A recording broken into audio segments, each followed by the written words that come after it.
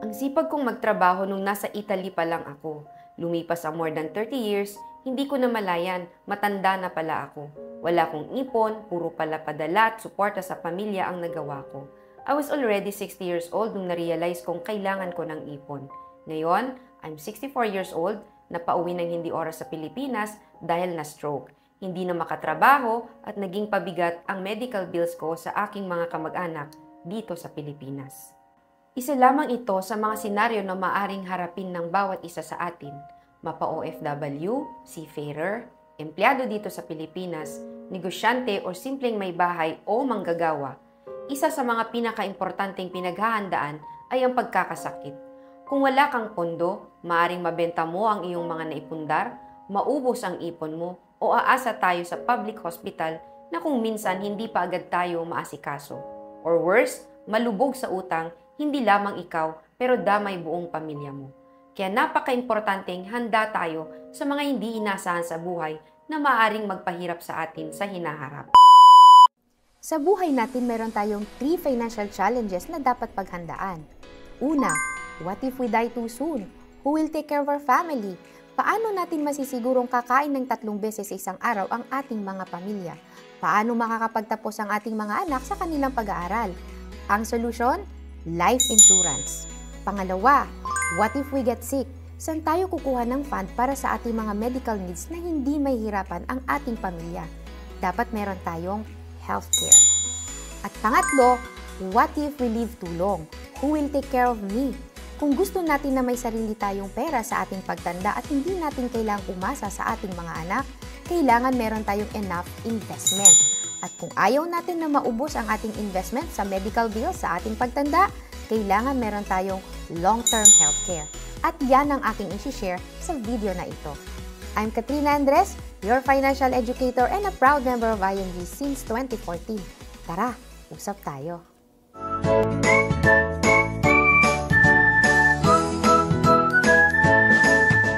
So magandang araw sa ating lahat. So today we're going to discuss Ultimate Kaiser Health Builder. So this is a 3-in-1 savings product by Kaiser International Health Group Incorporated. So ang Kaiser International po ang partner ng IMG sa healthcare products. And Kaiser International is one of the leading health maintenance organization company in the Philippines today. So meron silang short-term healthcare products and of course they also have long-term healthcare products. But in this webinar, pag-uusapan po natin how long-term healthcare works. Okay? So let's start by identifying ano nga ba ang difference ng short-term healthcare at long-term healthcare. Why, Katrina? So you know what to buy. You know what is applicable to you. Okay? So let's talk about short-term healthcare and long-term healthcare. So short-term healthcare, normally, ito yung mga HMO na binibigay ng companies natin sa atin, di ba? Yung mga health card natin. So when it comes to short-term healthcare, annual renewable to. And ang long-term healthcare, health savings account naman ito. Okay?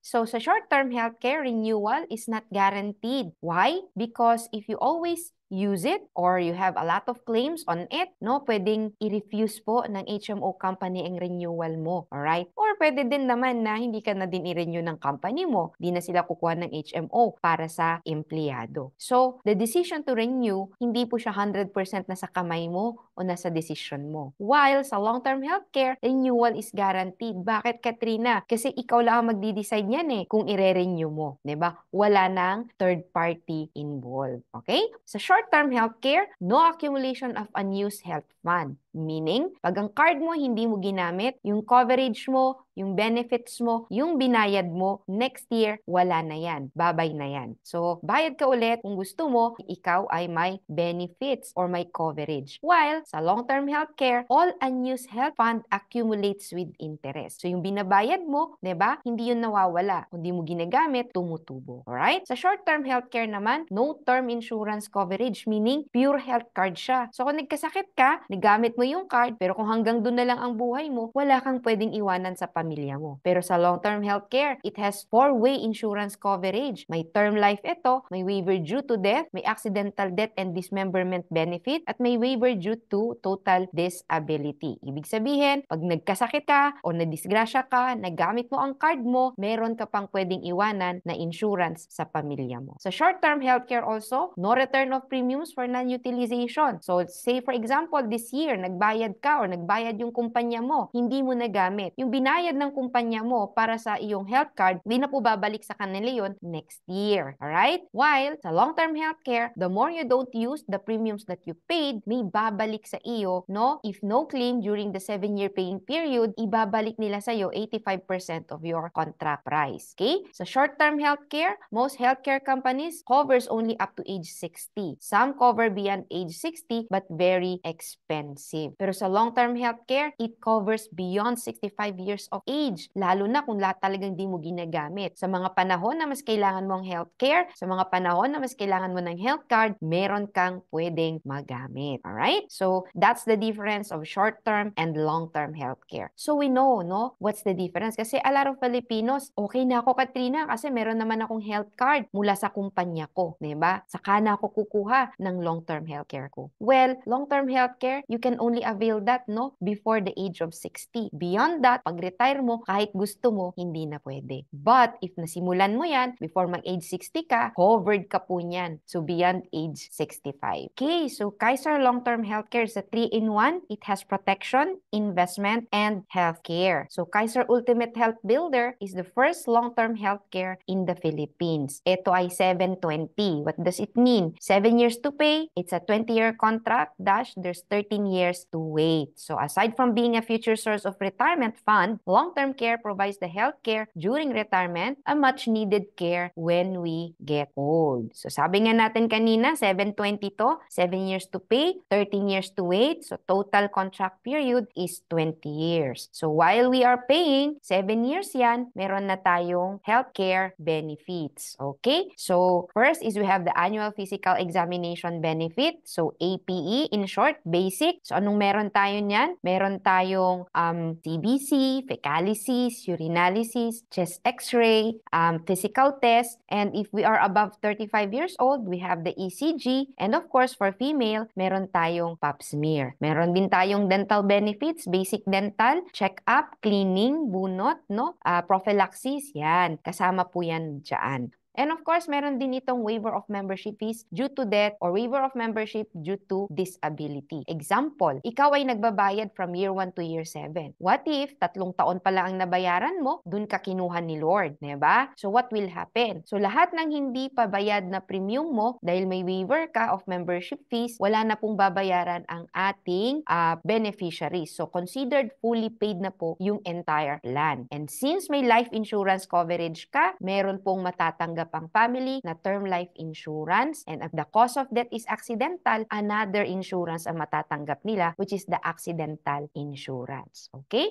So meron ka ding member's choice of room and board, annual benefit limit of 60,000. Yan, term life accumulated until the 20th year, accidental death and dismemberment insurance for accumulation until 20th year. So these are the benefits while we are paying. So what will happen naman, Katrina, habang naghihintay kami na mag-mature yung plan namin? So from 8th year to the 20th year, guaranteed meron ka na pong kikitain dyan, no? So based on the K100 plan, this is 100,000, 10% of the face amount. So 10,000 kada taon ang idinadagdag. Pag hindi mo lahat yan ginagamit, pwede din po yan mag-accumulate ng interest. So anong mga matatanggap ko upon maturity, Katrina? So if there is no any utilization of or hospitalization, ibig sabihin ang ginamit mo lang yung mga free APE, free dental, comes maturity, you will get all the accumulated interest plus the face amount. And of course, sabi ko nga, if during the payment period, di ba, sabi natin, may 60,000 annual benefit limit tayo doon. Kung di natin yun ginagamit, ibabalik sa atin 85% ng ating contract price. Okay? So that is 350,000. And of course, while you don't use your money, all the cash values comes maturity, mag-earn pa po yan ng mga dividends. So ano yung ating expected or estimated na maturity benefit if we get a K100 plan? We'll be getting around 1.1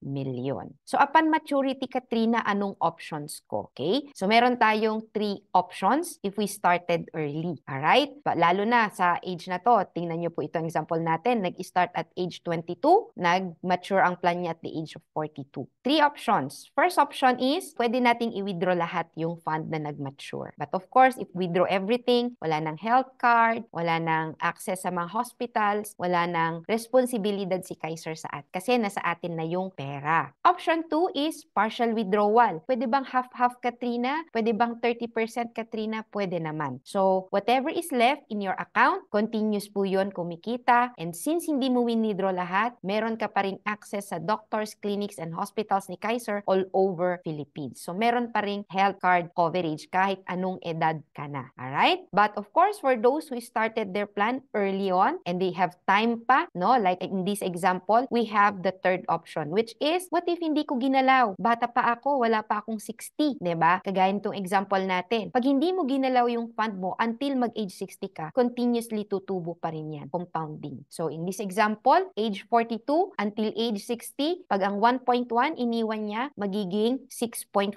million. So para kang nagkakaroon, if you have 10% every year na gagamitin, may 648,000 kang pwedeng gamitin as healthcare fund or pwede mong i-withdraw as cash. Kung hindi mo naman ginalaw yan up until the age of 65, 6.4 million can become 10.4 million. So parang meron kang passive income na 1 million mahigit kada taon na pwede mong i-withdraw, pwede mong gamitin kahit saan. So this is what we call money working for you. So kung titignan po natin, ang Kaiser Ultimate Health Builder or 3-in-1 is just an application ng concept natin ng solid financial foundation. So napakagandang panimula to really build your solid financial foundation. Why? Because with Kaiser 3-in-1, meron ka ng healthcare to use, no? Pagdating ng panahon. By the time na mas kailangan natin at mas magiging sickly na tayo, may fund na tayo. At of course, if something happens early on during our 20 years, 'di ba? Meron pang protection, may pwedeng iwanan sa pamilya, protektado ang pamilya. And of course, meron tayong investment that could provide us during our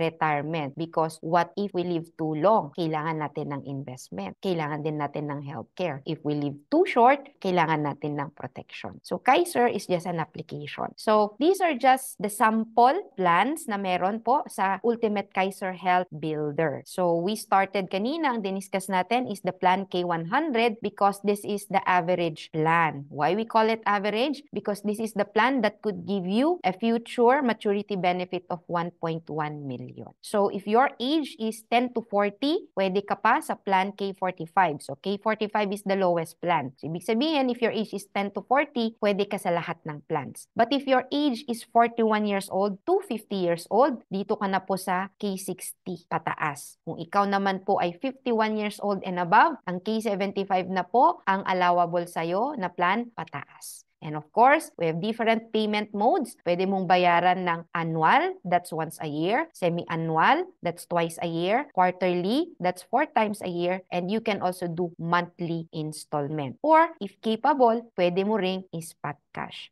Take note, we have also a policy fee of 500 pesos per year for 7 years. So, once a year lamang yaan. Alright?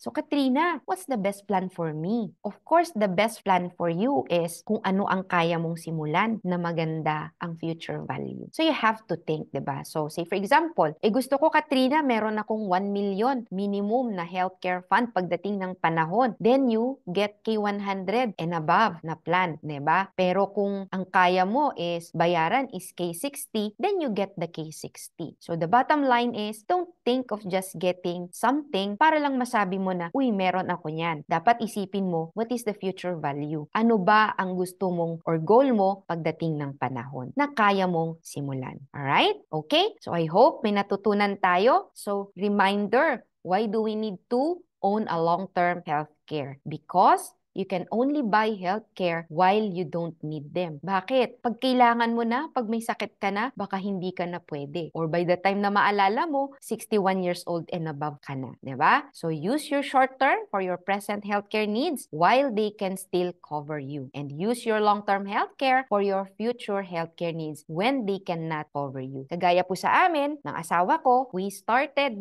getting our healthcare 10 years ago. So fully paid na po namin. Pero hindi po namin yan ginagamit ngayon. Why? Because we have our short-term healthcare for our short-term healthcare needs right now. Okay? So I hope may natutunan tayo. So if we learned a lot from this video, please i-contact nyo po yung mga taong nag-share ng video na ito sa inyo. Kung nakita nyo lang naman ito, pwede po tayong mag-comment. Contact nyo po ako so I can guide you how to start. Again, I'm Katrina Andres, inviting you to start saving for your long-term healthcare as fast as you can while you can.